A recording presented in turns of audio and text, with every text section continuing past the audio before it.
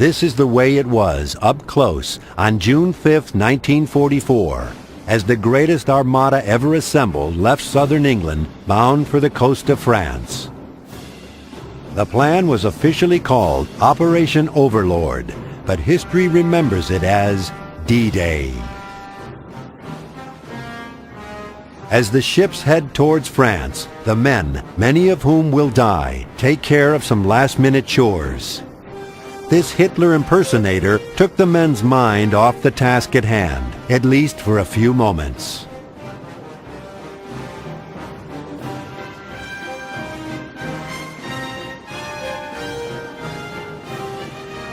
Life vests are mandatory for everyone, even this little guy.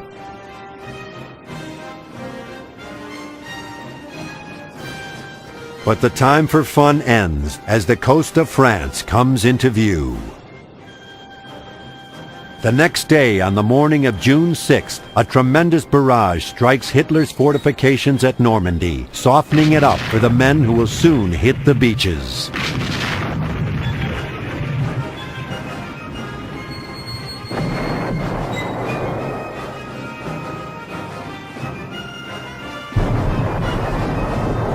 There would be more than 10,000 casualties before this day was over. The night before, 23,000 airborne troops parachuted behind enemy lines to secure the flanks of the landings. At Gold, Juno, Sword, Utah, and Omaha beaches, 130,000 Allied troops would now attack 5 heavily defended areas of Hitler's invulnerable Atlantic Wall. But the Allies would secure a beachhead in France. Here are some of the German defenses that had to be overcome.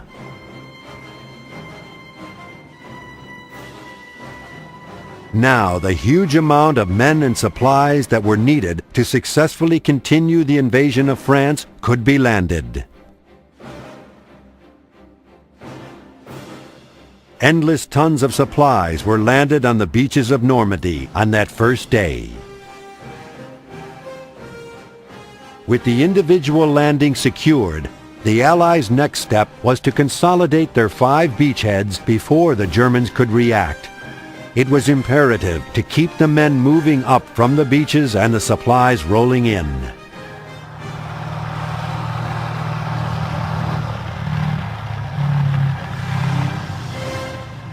These are the first of many German prisoners the Allies would take on their drive east towards Paris. Speed was of the essence. It was vital to keep the Germans reeling and not allow them to counterattack. Control of the skies was a key ingredient in keeping the Germans off balance.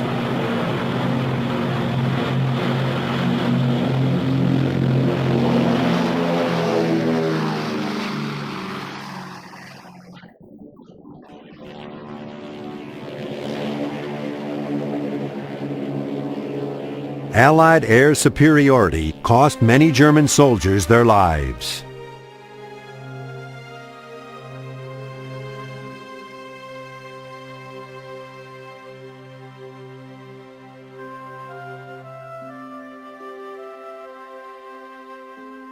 The Allies had also taken their share of casualties as they linked the beachheads.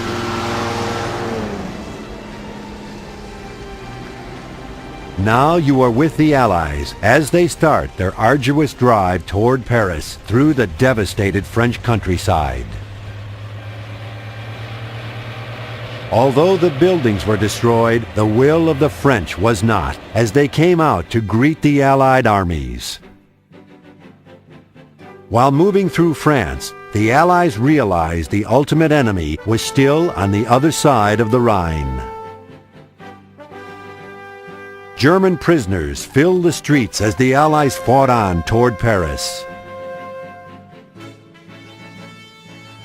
Hitler's dreams of a 1,000-year Reich were fading fast.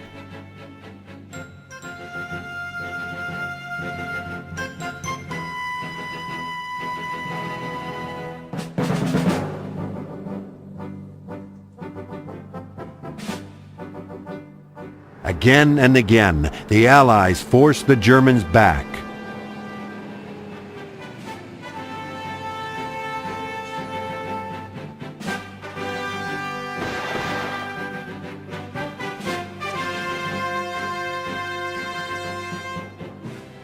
With more than 1 million soldiers in France by July 1st, men were able to rotate to the rear for a few days to catch their breath and catch up on their mail.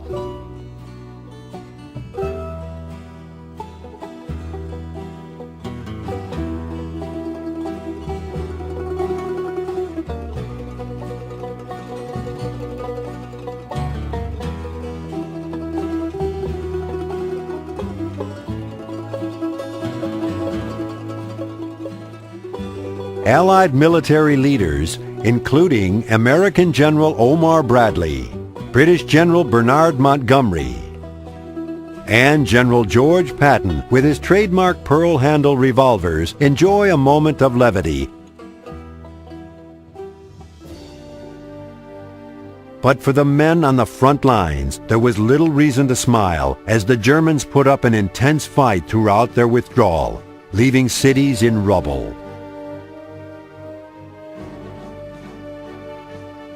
By the middle of August, more than 10,000 Germans had been killed and 50,000 more captured. These prisoners seem relieved that their war is over. For many, it was their one chance to get out of the war without being labeled a deserter.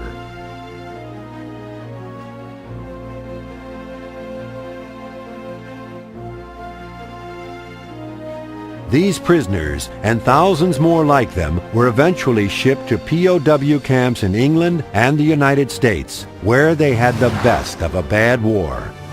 They would return home alive and well-fed.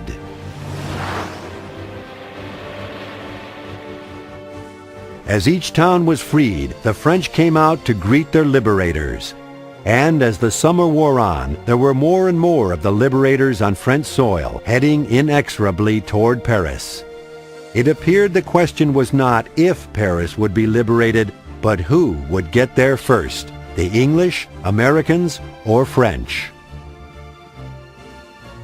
The Germans did not retreat without a fight, exacting a heavy toll for every mile won by the Allies.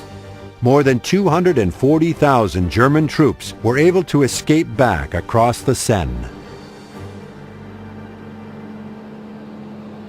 They blew up the bridges behind them, slowing the Allies slightly, until engineers could put up temporary bridges to keep the flow of troops moving forward.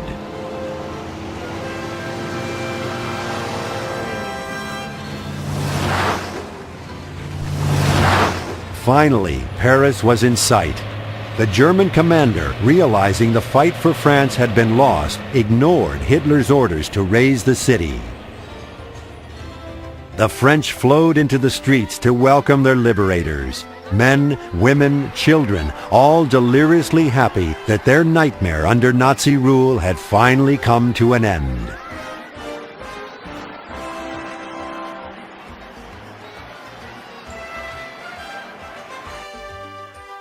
No one could contain their emotions, especially American GIs just happy to be alive.